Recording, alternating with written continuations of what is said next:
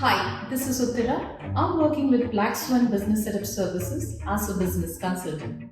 Today, I will be talking about Jebel Ali Port, Jafza, one of the most leading free zone with competitive location located in a very iconic business facility. Jafza is spread over 59 square kilometers that covers land, warehouses, office spaces, and workstations. It offers 4 different company formation types: branch company, offshore company, public listed company, and outside CEO with multiple shareholders. With Jafza, there are 5 main categories of license: trading, service, industrial, e-commerce, and logistics. A company incorporated in Jafza benefits you with 12 activities in just one license, biggest UAE seaport within the free zone, warehouse, and land. Documents which will be needed when you're looking in for a company incorporation in Jafza: EHS form, that's the Environment, Health and Safety form; application form, the project details of expat who's looking forward